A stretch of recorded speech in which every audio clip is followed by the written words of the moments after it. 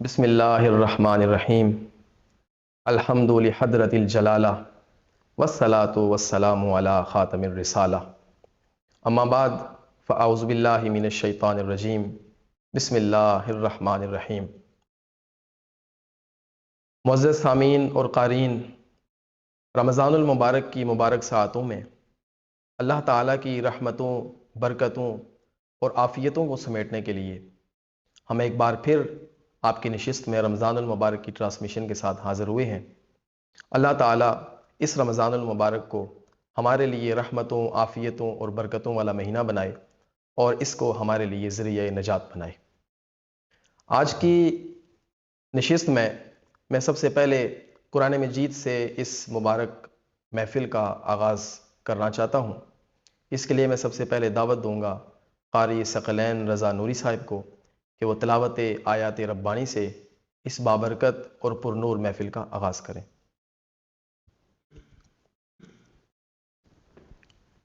अऊज़ु बिल्लाहि मिनश शैतानिर रजीम।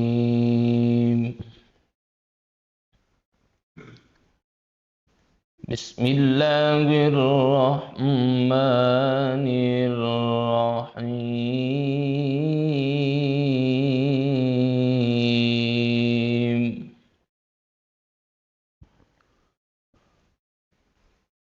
लौ अंज़लना हाज़ल क़ुरआन अला जबलिन लरअयतहु ख़ाशिअन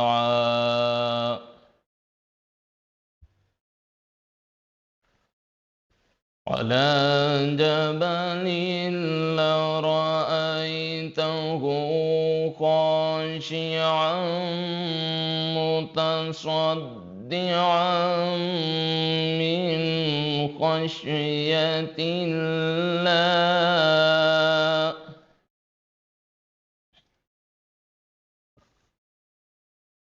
वतिल्कल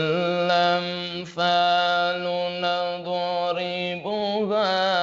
लिन्नासि लअल्लहुम यतफक्करून।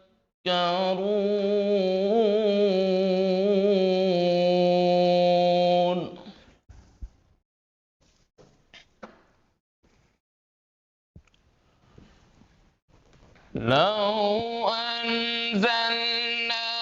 هذا القرآن على جبل لرأيته خاشعا متصدعا من خشية الله وتلك الأمثال نضربها للناس لعلهم يتفكرون।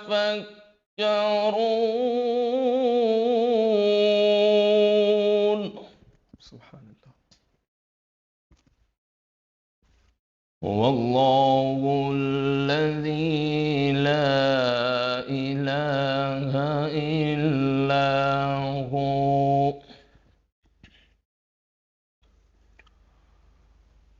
عالم الغيب والشهادة هو الرحمن الرحيم.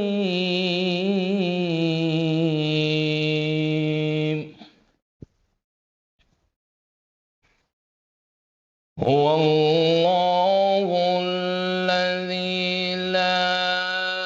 إله إلا هو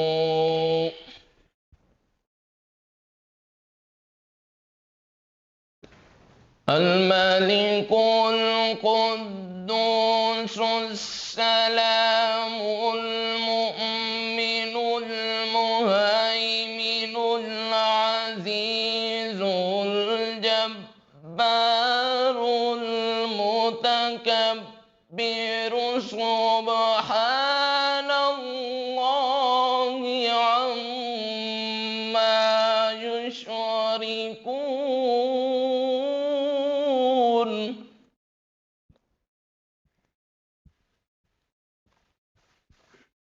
والله الخالق البارئ المصور له الأسماء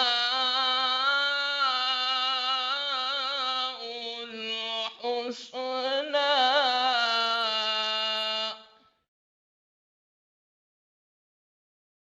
يسبح له ما في السماوات والأرض وهو العزيز الحكيم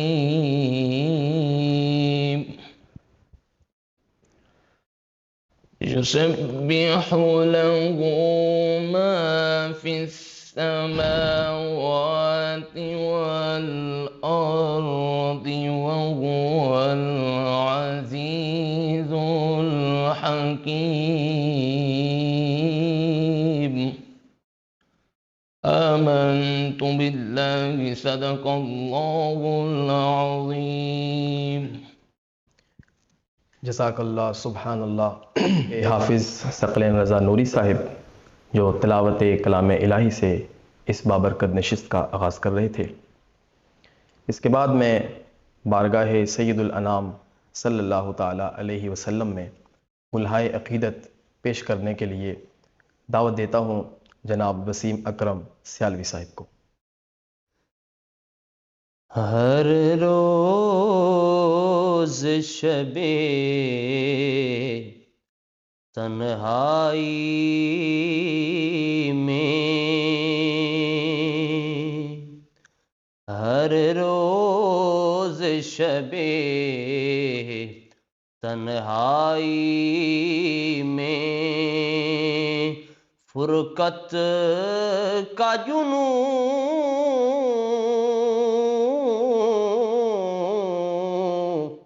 تڑپاتا ہے، دل مجبوری پہ روتا ہے، جب یاد مدینہ آتا ہے، دل مجبوری پہ روتا ہے۔ سجدوں کی کمائی ایک طرف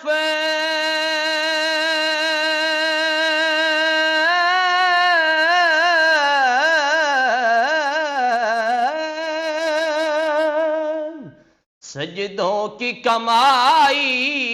ایک طرف، طیبہ کی گدائی ایک طرف، سجدوں کی کمائی ایک طرف، طیبہ کی گدائی ایک طرف،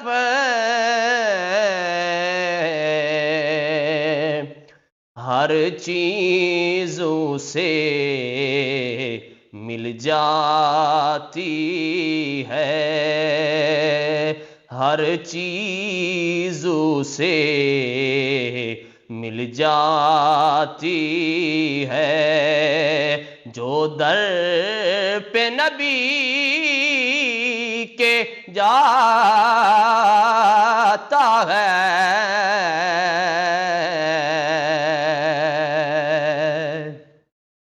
ہر چیز اسے مل جاتی ہے، اور میرا ظرف کہاں تیری ذات کہاں،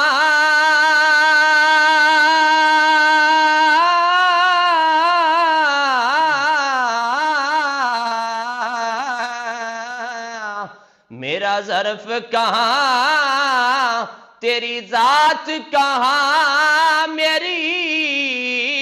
فکر کہاں تیری بات کہاں، میرا ظرف کہاں تیری ذات کہاں، میری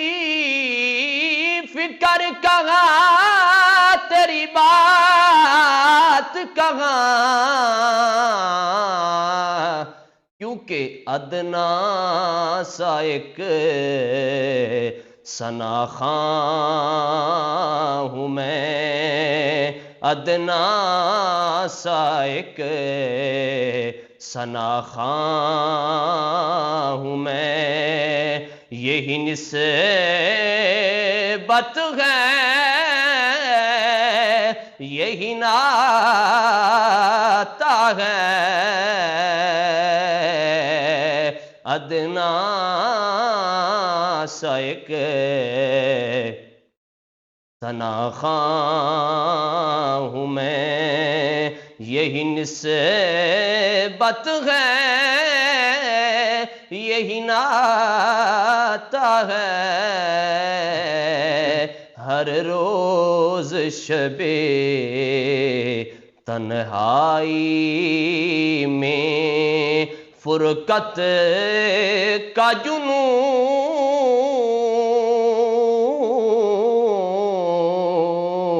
تڑپاتا ہے، دل مجبوری پہ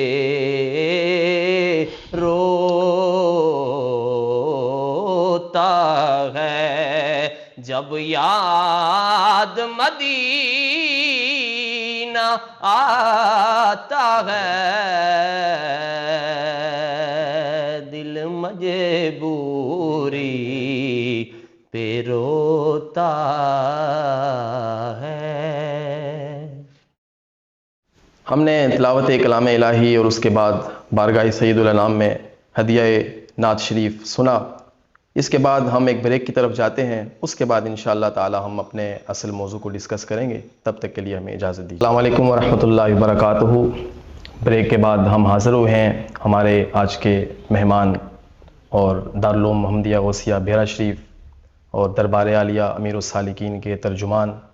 جناب ڈاکٹر نعیم الدین الازہری صاحب، صاحب کتب کثیرہ،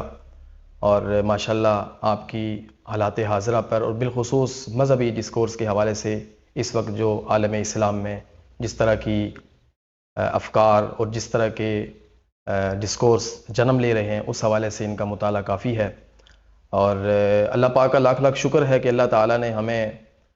اسلام اور بالخصوص مذہب ڈسکورس کے اگینسٹ جو پوری دنیا میں ایک سوچ پنپ رہی ہے، بلکہ پنپ چکی ہے اور ایک تناور درخت بن چکا ہے، جس کو ہم اپنی زبان میں الحاد کہتے ہیں۔ تو اللہ پاک کا لاکھ لاکھ شکر ہے کہ اللہ تعالیٰ نے ہمیں مذہبی ڈسکورس کی ترجمانی کرتے ہوئے الحاد کو سمجھنے اور اس پر گفتگو کرنے کے لیے اللہ تعالیٰ نے ہمیں آج یہ موقع فراہم کیا ہے۔ الحاد اصل میں مسلم معاشرہ اس وقت الحاد کے پورے شکنجے میں آ چکا ہے، اور الحاد کیا چیز ہے، اس کا طریقہ واردات کیا ہے اور اس کا آغاز کیا ہے، ان ساری چیزوں سے واقفیت حاصل کرنے کے لیے بالخصوص امت مسلمہ کو مجموعی طور پر اور بڑے پیمانے پر یہ کرنے کی ضرورت ہے کہ ہم سب سے پہلے الحاد اور ملحدین کے ڈسکورس کو اور بالخصوص جو ان کا جدید لٹریچر ہے اس کا مطالعہ کریں، اور اس کے حوالے سے ان کے جو مرکزی اور بڑے سوالات ہیں ہم ان سے آشنائی حاصل کریں۔ اصل میں الحاد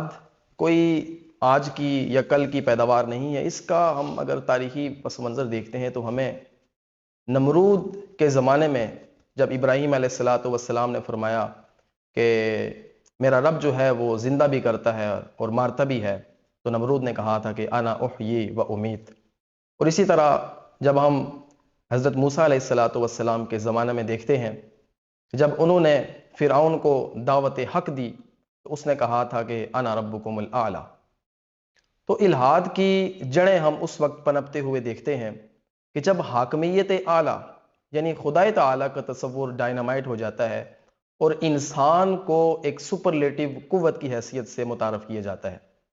اور جتنے بھی خدائی اوصاف ہیں وہ ایک انسان کے اندر ثابت کرنے اور اس کو ایک مرکزی نمائندہ جو کائنات میں حاکمیت اعلیٰ کا حقدار ہے، اس حیثیت سے انہوں نے انسان کو متعارف کروایا۔ یہ تھے الحاد کے ابتدائی اور کچھ بنیادی اور مبادی قسم کے نقوش۔ لیکن ہم 17ویں صدی میں دیکھتے ہیں کہ الحاد کو ایک مستقل نظریہ کی بنیاد پر پوری دنیا میں متعارف کروایا گیا۔ 17ویں صدی سے قبل ہم دیکھتے ہیں کہ سائنس کا بنیادی مقصد تحقیق کائنات تھا، لیکن 17ویں صدی کے بعد بہت سارے نمائندہ سائنسدان آئے اور انہوں نے تسخیر کائنات کا ایک اصول وضع کیا، اور اس بنیاد پر انہوں نے کہا کہ کائنات میں انسان ہی حقیقت مطلقہ ہے، اور اس کے علاوہ باقی جو کچھ ہے گویا کہ ہم ایک خواب دیکھ رہے ہیں۔ وہ اسی بنیاد پر کانٹ نے کہا تھا کہ I think therefore I am. تو اس نے گویا انسان کو کہا کہ پوری دنیا میں یا کائنات میں ایک ہمارا جو ایک بینگ پلیس ہے، اس پہ انسان ہی وہ واحد قوت مطلقہ ہے کہ جو اس دنیا پر حاکمیت کا حقدار ہے۔ 18ویں صدی اور اس کے بعد 19ویں صدی میں چارلس ڈارون، جس نے نظریہ ارتقاء پیش کیا، اور اس نے دیکھتے ہی دیکھتے پوری دنیا کے مذہب ڈسکورس کے خلاف ایک محاذ قائم کیا، اور ہم دیکھتے ہیں کہ جتنے بھی مذہبیات سے متعلق ابحاث تھیں، مثلا اعتقادیات، الہیات اور مذہبی ڈسکورس کے تحت آنے والی جملہ اعتقادات جتنے بھی تھے، اس پر گویا خط تنسیخ پیش کیا، خط تنسیخ پھیر کر اس نے ایک نیا نظریہ ارتقاء پیش کیا۔ عزیزان محترم اور قارئین کرام، نظریہ الحاد کو سمجھنے اور اس پر ڈیبیٹ کرنے کا سلسلہ رواں صدی میں اور اس سے قبل پوری دنیا میں عالم اسلام میں یہ سلسلہ جنباں ہے۔ اللہ تعالیٰ کا لاکھ لاکھ شکر ہے کہ اللہ تعالیٰ نے آج ہمیں اسی سنہری لڑی میں شامل کرتے ہوئے آج ہمیں بھی مذہبی ڈسکورس کے اگینسٹ پیدا ہونے والے اس الحادی فتنے کو یا اس الحادی ناسور کو جو دن بدن بگڑتا چلا جا رہا ہے، آج ہم اس کی تشخیص کے لیے ہمارے محترم دارالعلوم محمدیہ غوثیہ بحیرہ شریف کے ترجمان اور دربار عالیہ امیر السالکین کے خطیب جناب ڈاکٹر نعیم الدین الازہری صاحب ہمارے سامنے پیش ہیں۔ ہم ان سے کچھ بنیادی قسم کے سوالات کریں گے، اور ہم یہ چاہیں گے کہ ہم ان کی رہنمائی میں الحاد ڈسکورس کو سمجھنے کی اور اس کے مقابل مسلمانوں کے لیے، بالخصوص مسلم علماء کے لیے جو جدید علوم سے بھی واقف ہیں، ان کے لیے کیا لاہ عمل ہو۔ آئیے سب سے پہلے ہم ان سے سوالات کا سلسلہ شروع کرتے ہیں۔ السلام علیکم ورحمۃ اللہ وبرکاتہ۔ وعلیکم السلام ورحمۃ اللہ۔ ہمارے اس آج کے نشست کا کچھ بنیادی سوالات ہم نے رکھے ہیں۔ اس سلسلے میں ہم دیکھتے ہیں کہ ملحدین کی جو ساری گفتگو کا منحصر اور جو مرکز ہے وہ اللہ تعالیٰ کی ذات ہے۔ تو ہم سب سے پہلے اللہ تعالیٰ کی ذات پر آتے ہیں کہ جیسا کہ سائنس نے کہا کہ مشاہدہ ہی اصل عین علم ہے، تو ہم ملحدین کے سب سے پہلے سوال کی طرف آتے ہیں۔ وہ کہتے ہیں کہ اللہ تعالیٰ کے وجود کی کیا دلیل ہے؟ ڈاکٹر صاحب آپ رہنمائی فرمائیں۔ جی بسم اللہ الرحمن الرحیم۔ محترم جناب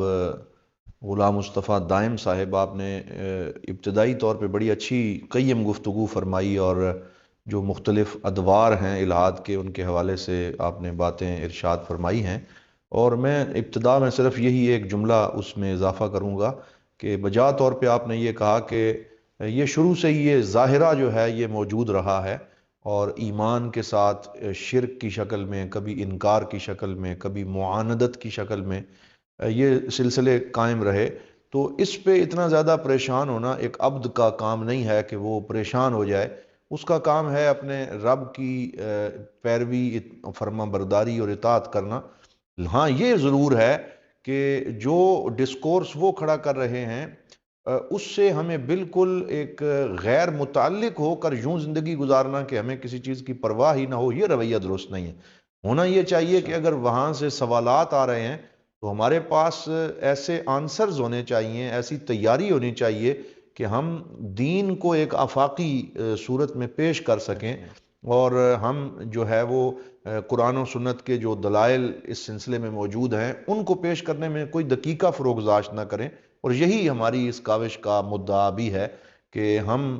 جو سوال کھڑے کیے جا رہے ہیں ان پر خاموشی کے بجائے، گھبراہٹ کے بجائے، چپ سادھ لینے کے بجائے ہم اس پہ وہ جوابات پیش کریں جو قرآن حکیم نے، حضور صلی اللہ علیہ وآلہ وسلم نے، مسلمان فلاسفہ نے اور اصولیین نے دیے ہیں، وہ موجود ہیں۔ مطالعے کی ضرورت ہے اور اس طرف آنے کی ضرورت ہے۔ ابھی جو یہ پہلا سوال جو ایک بہت بڑا سوال ہے وہ خدا کے وجود کی دلیل کے حوالے سے میں اس پہ ایک سمپل سی بات یہ عرض کروں گا کہ کوئی آدمی اگر آنکھ بند کرے اور وہ یہ کہے جی کہ میں یہ تصور کرتا ہوں کہ میں خود موجود نہیں ہوں،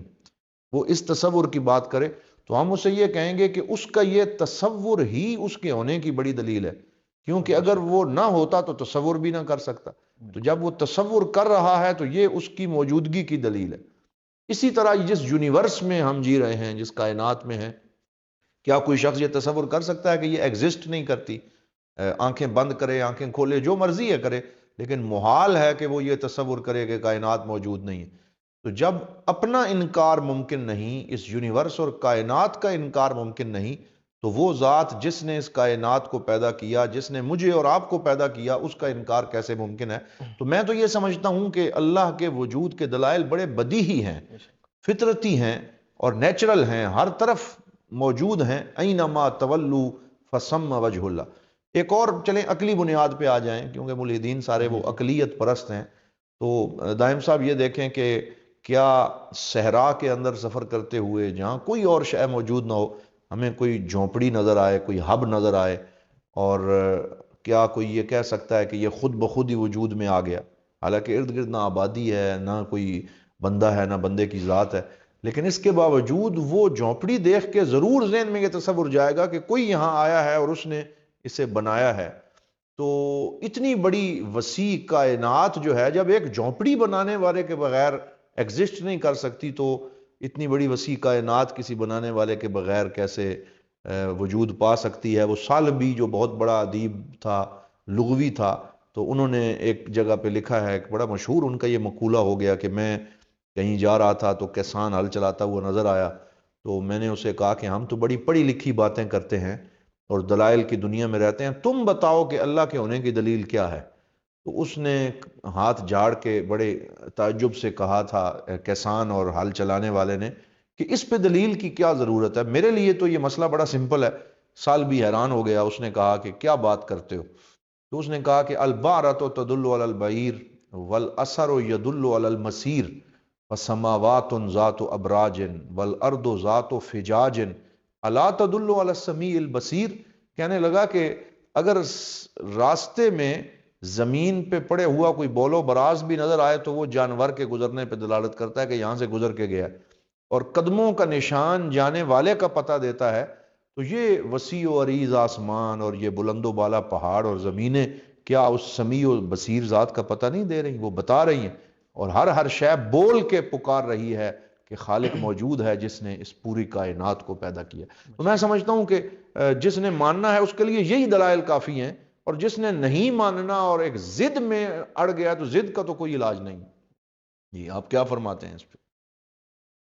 بہت شکریہ ڈاکٹر صاحب، آپ نے پہلا سوال جو خدا تعالیٰ کے وجود پر عقلی شواہد اور عقلی دلائل کے اعتبار سے تھا، آپ نے اس پوری یونیورس کو بنیاد بنا کر ایک کائنات کے ذرے ذرے کو آپ نے کہا کہ یہ اللہ تعالیٰ کے وجود کی دلیل ہے۔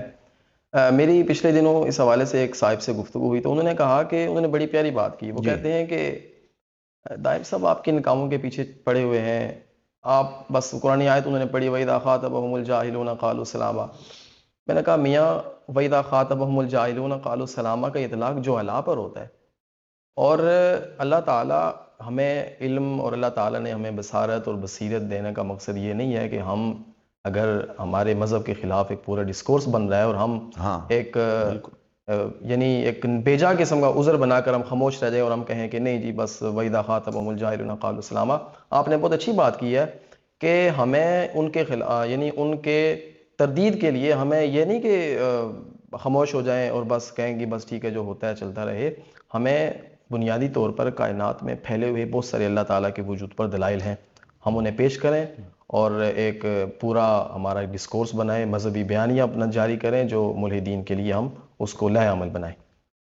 ڈاکٹر صاحب اس سلسلے میں ہم گفتگو کو آگے بڑھائیں گے۔ میرا دوسرا سوال ہے کہ کائنات کی ہر چیز وہ ڈیپینڈڈ ہے، جیسے کہ آپ نے پہلے سوال کے جواب میں بھی فرمایا کہ ایک جھونپڑی صحرا میں بغیر کسی بنانے والے کے نہیں خود بخود آ سکتی، تو یہ پورا یونیورس پوری کائنات کیسے آ سکتی ہے؟ تو ملحدین کہتے ہیں کہ کائنات کی ہر چیز ڈیپینڈڈ ہے، تو خدا کیسے مستقل بھی ذات ہو سکتا ہے؟ وہ بھی کسی نہ کسی پر ڈیپینڈ ہے اور اس کا بھی کوئی نہ کوئی بنانے والا ہونا چاہیے۔ ہاں جی بالکل، یہ دائم صاحب بڑا ایک بنیادی ان کا سوال ہے، اور اس کی وہ بڑی طوطے کی طرح اس کی رٹ لگاتے ہیں کہ ہر شے ڈیپینڈنٹ ہے اور منحصر ہے، یعنی ہر شے کا کسی اور پہ انحصار ہے۔ اور اس کے لیے میں سنتا رہتا ہوں یہ جو آج کل بڑے بڑے کوئی ملحدین ہیں، ان کے پیجز بنے ہوئے ہیں، تو وہ یہ کہہ رہے ہوتے ہیں کہ دیکھیں کہ جو پودا ہے تو وہ بھی خود قائم نہیں رہ سکتا، اسے 3 چیزوں کی ضرورت ہے، پانی کی ضرورت ہے، ہوا کی ضرورت ہے، سن لائٹ کی ضرورت ہے۔ پھر یہ جو تینوں چیزیں ہیں، سن لائٹ ہے، ہوا ہے، پانی ہے، ان کو بھی ہونے کے لیے آکسیجن اور ہائیڈروجن کی ضرورت ہے، اس کے بغیر ان کا وجود نہیں ہے۔ اور پھر اسی طرح اگر آپ آگے چلتے جائیں تو ہر شے جو ہے وہ اپنے ہونے میں کسی دوسری شے سے انٹر کنیکٹڈ ہے اور جڑی ہوئی ہے، اور کوئی مستقل بذات نہیں ہے، ہم مانتے ہیں۔ لیکن وہ جو مناطقہ کہتے ہیں نا کہ اگر آپ اس دائرے کو اسی طرح چلاتے رہیں گے تو پھر تو دور لازم آئے گا، اور آپ چلتے ہی جائیں گے اور ایک لا متناہی سلسلہ مفروضوں کا چل نکلے گا۔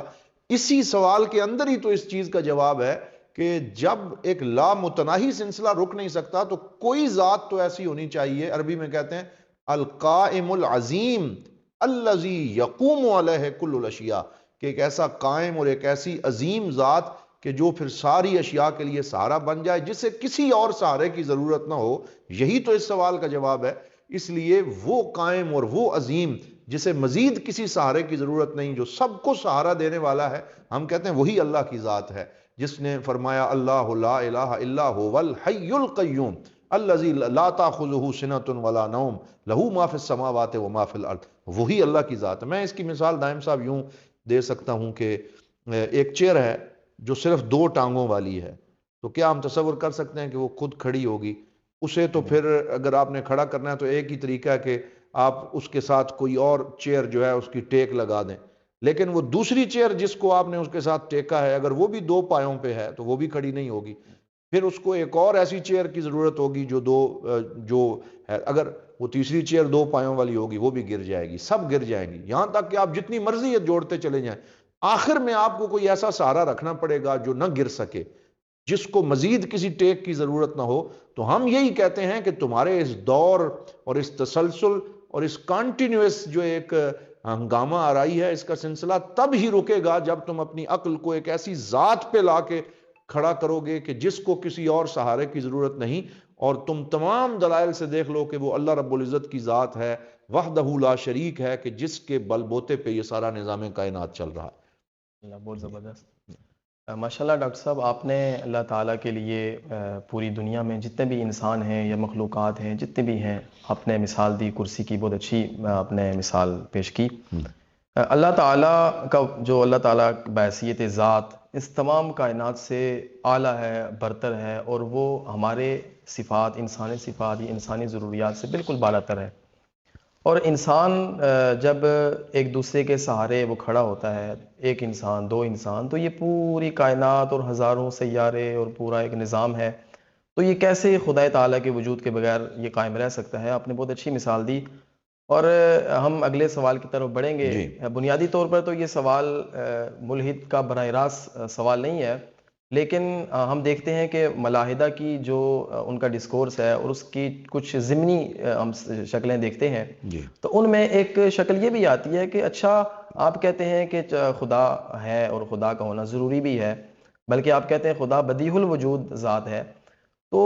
ایک خدا کیوں؟ بہت سارے خدا کیوں نہیں ہو سکتے؟ جیسا کہ بعض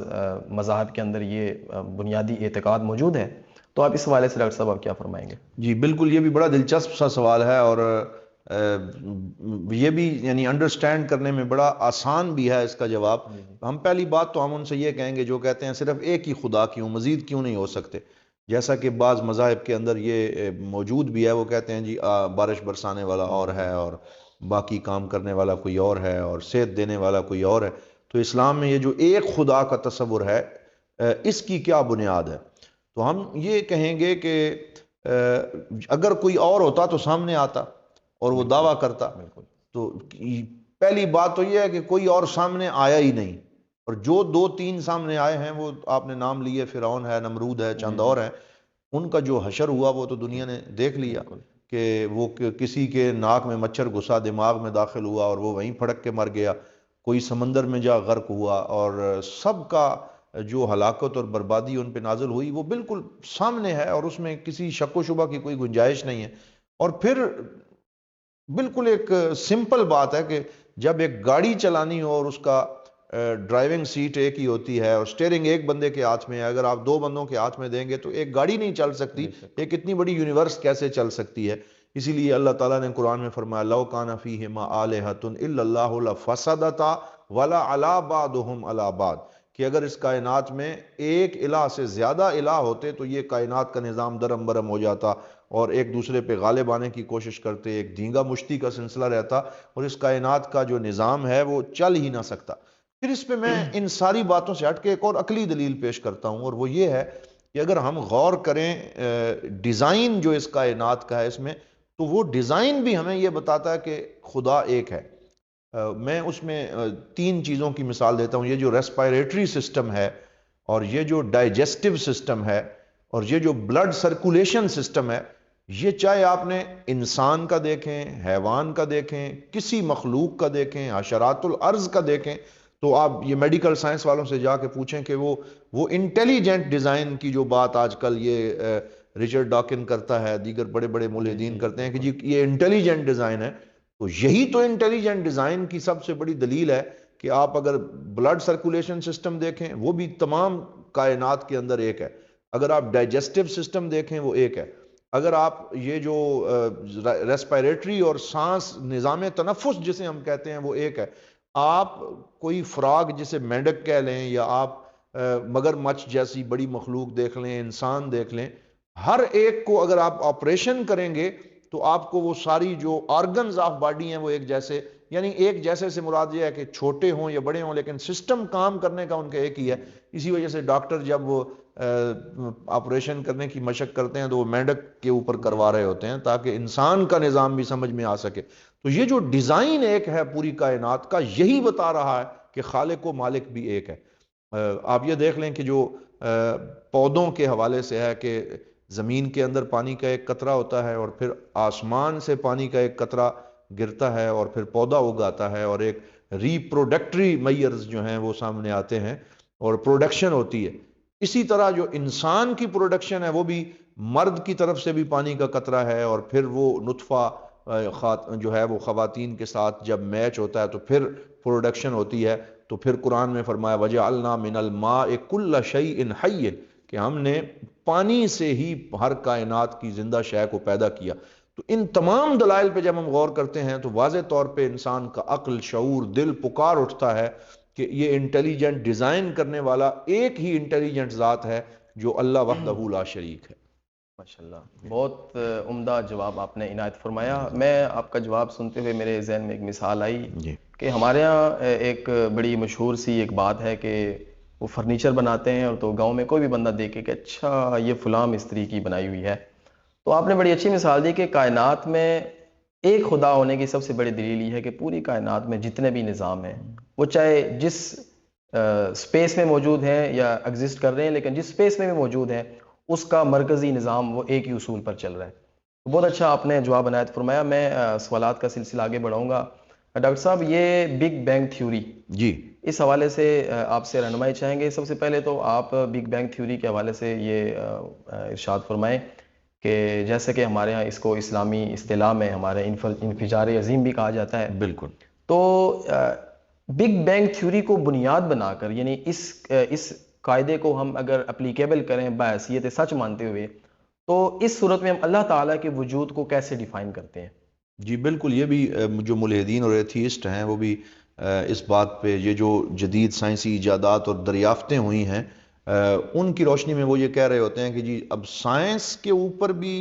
وہ ایسے ایمان لے آئے ہیں جیسے وہ کہتے تو ہیں کہ ہم ملحد ہیں، لیکن ان کا ایمان سارے کا سارا سائنس پہ ہے، اور وہ اس کو نعوذ باللہ خدا کی طرح مان چکے ہیں، اور وہ کہتے ہیں کہ سائنس کی جتنے اکتشافات ہیں وہ سارے کے سارے ایسے ہیں کہ اب ان میں کوئی تبدیلی نہیں ہو سکتی۔ حالانکہ سائنس بھی تدریج کی مرحلے طے کر رہی ہے۔ پہلے کوئی ایک سائنسدان آتا ہے، وہ ایک تھیوری دیتا ہے، کچھ عرصے بعد اس کی وہی تھیوری چینج ہو کر کسی ایک نئے جو دریافت ہے اس کے اندر تبدیل ہوتی رہتی ہے۔ تو یہ جو ایک تضاد اور کنٹراڈکشن ہے، یہ تو سائنسدانوں کے اپنے اندر بھی موجود ہے۔ اب آپ بگ بینگ کو ہی لے لیجئے، تو بگ بینگ کو انہوں نے یوں مان لیا ہے کہ وہ سمجھتے ہیں کہ کائنات کا آغاز بس اسی بگ بینگ سے ہوا اور اتفاقی طور پہ ہو گیا اور ایک بہت بڑا دھماکہ ہوا اور پھر اس کی روشنی میں چیزیں وجود میں آ گئیں۔ پہلی بات تو یہ سمجھ میں نہیں آتی کہ اگر اتفاقی دھماکہ ہو تو یہ جو ایکوریسی ہے ہر چیز کے اندر، جی بالکل، یہ ایک بہت اچھا، اتفاق کا نتیجہ کیسے ہو سکتی ہے؟ یہ ایک سمجھنے والی بات ہے کہ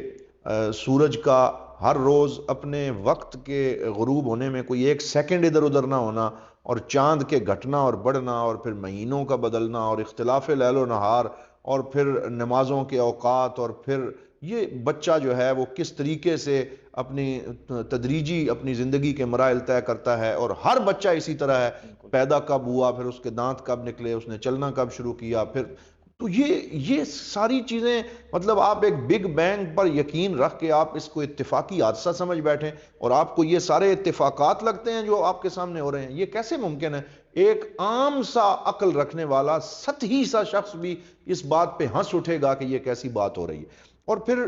بگ بینگ کے حوالے سے میں یہ بھی عرض کروں گا کہ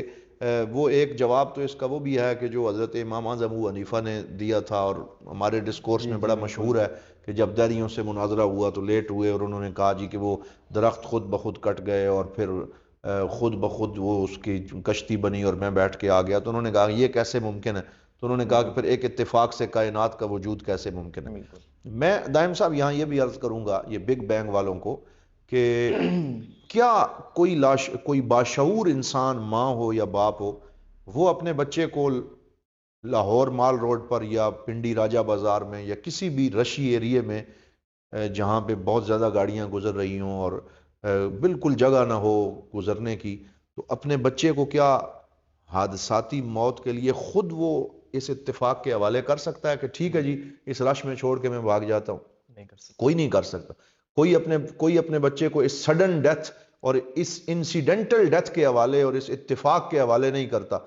تو جب کوئی بندہ، کوئی باپ اور کوئی ماں اپنے بچے کو کسی ایسے انسیڈنٹ کے حوالے کرنے کے لیے تیار نہیں ہے، تو ایک انسان اپنی عقل کو بگ بینگ کے ایک اتفاقی حادثے کے حوالے کرنے کے لیے کیسے تیار ہو جاتا ہے؟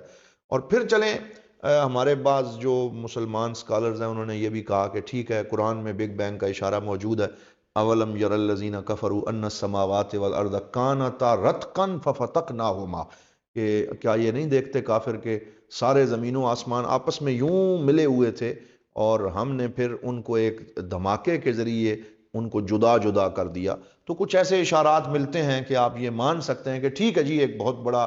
جو ایک انفجار عظیم ہوا ہے اور پھر اس کے بعد کائنات کے نظام آگے چلے ہیں، لیکن اس میں بھی پھر سوال دائم صاحب میرا یہ ہوگا ان سے کہ ہم بگ بینگ تو مان لیتے ہیں، لیکن ظاہری بات ہے کہ بگ بینگ اور دھماکہ بھی تو کسی مواد میں ہوا، تو دھماکے سے پہلے جو مواد موجود تھا وہ مواد کہاں سے آیا؟ پھر سوال تو وہیں کا وہیں کھڑا ہو جائے گا، پھر اسے بھی تو کوئی بنانے والا ہوگا، اس کو بھی تو کوئی سامنے لانے والا ہوگا۔ تو بہرحال آپ کی جان چھوٹ نہیں سکے گی کہ جب تک آپ اللہ رب العزت کی ذات وحدہ لا شریک کے اوپر ایمان نہ لے آئیں اور توحید کا اقرار نہ کر لیں اور اللہ رب العزت کی خدائی کو تسلیم نہ کر لیں، تو کوئی بگ بینگ آپ کی عقل اور شعور کو جو ہے وہ ان نا اتفاقیوں سے اور ان چیزوں سے بچا نہیں سکے گا، اور کبھی بھی فطرت سلیمہ ان چیزوں کو ماننے کے لیے تیار نہیں ہو سکے گی۔ بہت عمدہ ڈاکٹر صاحب، آپ کی اس جواب کا خلاصہ اگر میں پیش کروں تو وہ یہی ہے کہ اگر ہم بگ بینگ تھیوری کو ہم ایک سچ مانیں اور اس کو ایک کائناتی حقیقت مانیں، تو ہم دیکھتے ہیں کہ ہم اس کائنات کے جو ایک نظم ہے اور جو توازن ہے گویا کہ ہم اس کا انکار کر دیتے ہیں۔ جی تو اللہ تعالیٰ کی کائنات کا بنیادی اصول ہی یہی ہے کہ وہ توازن اور اعتدال پر چل رہی ہے، اور ہم کسی بھی طرح ہم یہ نہیں کہہ سکتے کہ جیسے کہ آپ نے اس بچے کی مثال دی، تو بگ بینگ تھیوری کو اگر ہم ایک حقیقی اور ایک یعنی ایکسیڈنٹل ایکٹ نہ مانیں بلکہ ایک ریئل ایکٹ مانیں، تو اس صورت میں ہم اللہ تعالیٰ کے وجود پر، اس کے نظام توازن پر اور اس کے کائنات میں چلائے گئے جو ایک منظم طریقے سے ایک نظام چل رہا ہے ہم اس کا انکار کر دیتے ہیں۔ تو ہم سوالات کا سلسلہ آگے بڑھائیں گے۔ میرا اگلا سوال ڈاکٹر صاحب آپ سے ہے کہ فطرت اور کائنات یعنی نیچر اور یونیورس پر انحصار کرنے والوں کو کیا جواب دیا جائے؟ ہاں بالکل، یہ جو نیچری ہیں جی بالکل، اور یہ پہلے سے موجود ہیں اور ان کا بھی ایک پورا طبقہ ماضی میں بھی موجود رہا، اب بھی موجود ہیں، اور یہ اپنے آپ کو جو ہے اس میں غالباً سر سید احمد خان صاحب کا نام بھی بعض حلقوں میں لیا جاتا ہے کہ وہ بھی اس طرح کی کوئی کبھی کبھی بات کرتے تھے، لیکن بہرحال شخصیات سے اس کو بالکل ایک یعنی صرف نظر کرتے ہوئے اگر ہم یہ کہیں کہ جو آدمی بھی یہ کہتا ہے کہ نہیں جی میں یہ کہتا ہوں کہ نیچر نے اور فطرت نے ان ساری چیزوں کو وجود بخشا ہے، تو کچھ تو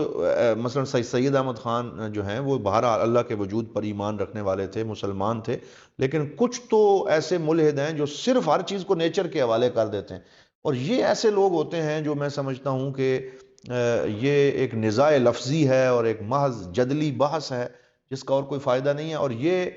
فرار اختیار کرنے کا ایک طریقہ ہے، عمل سے، ذمہ داریوں سے، رسپانسبلٹیز سے فرار کا ایک طریقہ ہے، یعنی انہیں پتہ ہے کہ اگر ہم یہ کہیں کہ کائنات کو اللہ نے پیدا کیا ہے تو پھر اللہ کی ماننی بھی پڑے گی، یہ نمازیں پڑھنی پڑیں گی، روزے رکھنی پڑیں گے، زکوٰۃ دینی پڑے گی، اللہ رب العزت نے جو ذمہ داریاں لگائی ہیں وہ ساری ذمہ داریاں پوری کرنی پڑیں گی، تو انہوں نے آسان طریقہ ڈھونڈا، وہ کہتے ہیں جی ہم یہ تو مانتے ہیں کہ کائنات خود بخود نہیں بنی، اسے کسی نے بنایا ضرور ہے، لیکن وہ نیچر نے بنایا ہے، وہ فطرت نے بنایا ہے، یہ ہم مان لیتے ہیں، یہ ہمارے لیے ماننا آسان ہے کیونکہ اس میں ہمارے اوپر رسپانسبلٹیز نہیں آتی، ذمہ داریوں سے فرار ایک بڑا میٹھی گولی ہے، یہ کھا لیں گے تو مزے کی نیند آ جائے گی، لیکن یاد رکھیں کہ یہ ایک فرار ہے، اور ایسا فرار اختیار کرنے والے کی جب آنکھیں کھلیں گی تو اس وقت گزر چکا ہوگا، اور مومن جو ہے وہ اللہ رب العزت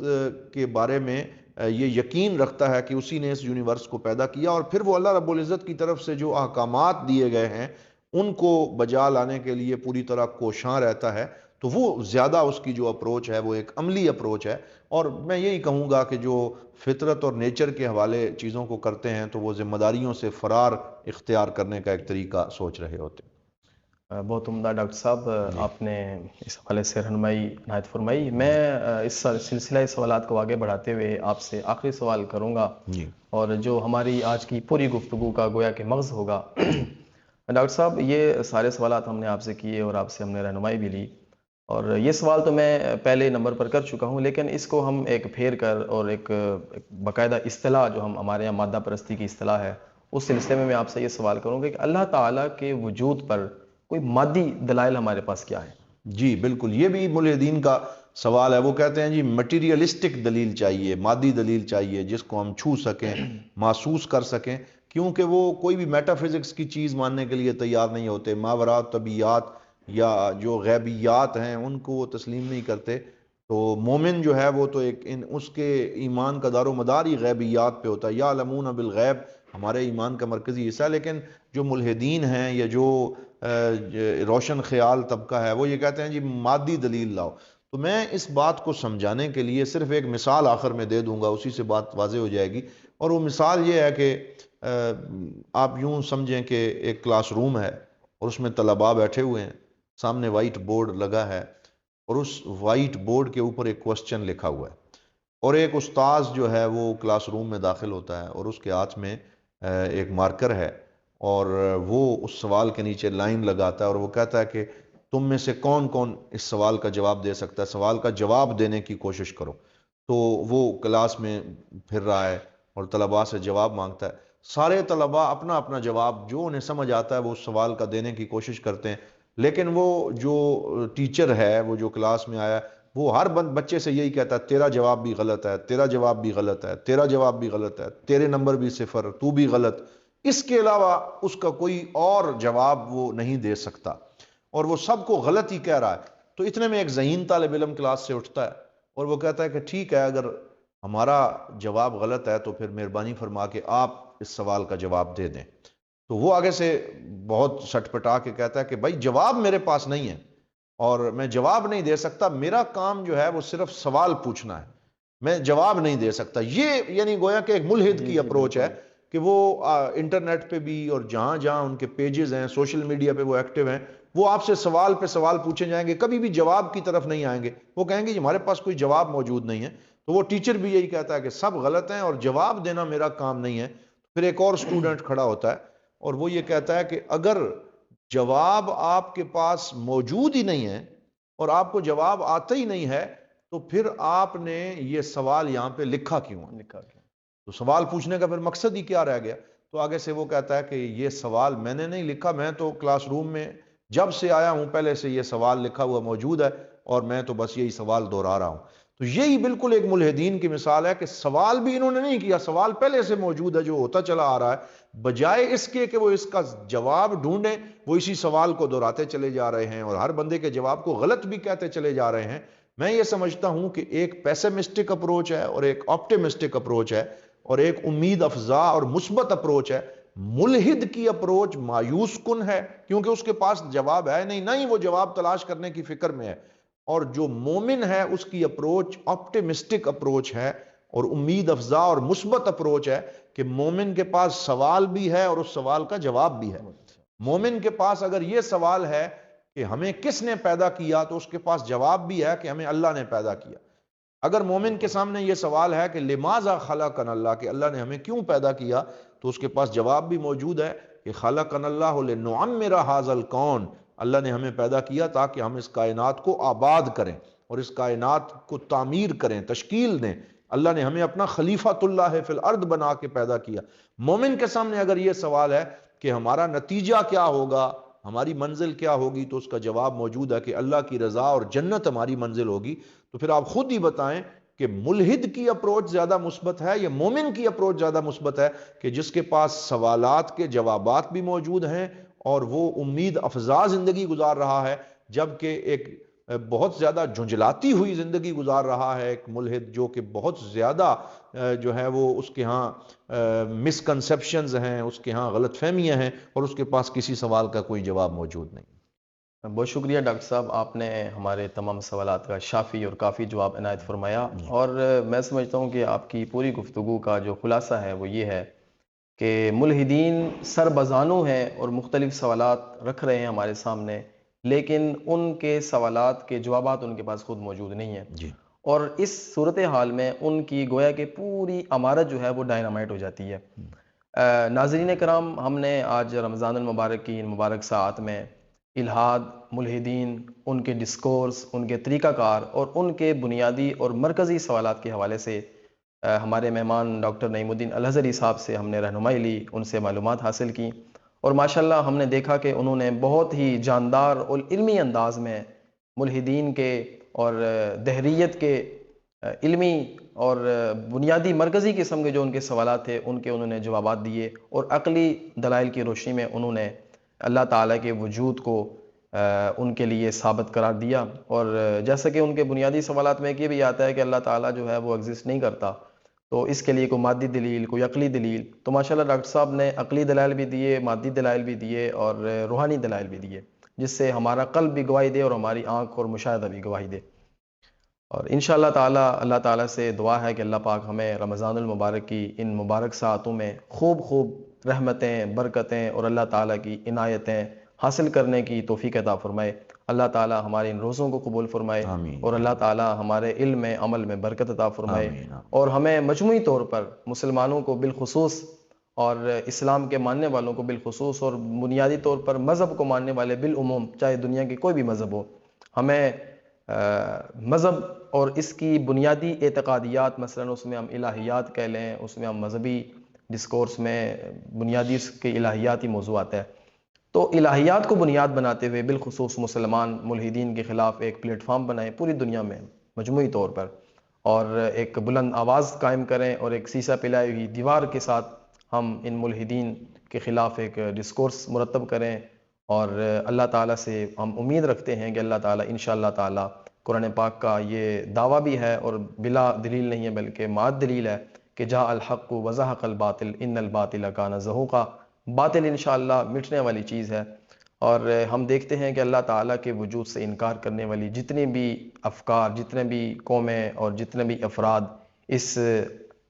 سطح ظہور پر آئے، وہ تمام اپنے چند روزہ زندگی گزارنے کے بعد بالکل یعنی نام و نشان سے ہی مٹ کے۔ اللہ تعالیٰ ہمارے علم و عمل میں برکت عطا فرمائے۔ بہت شکریہ ڈاکٹر صاحب آپ کا، آپ نے ہمیں وقت دیا۔ جزاکم اللہ۔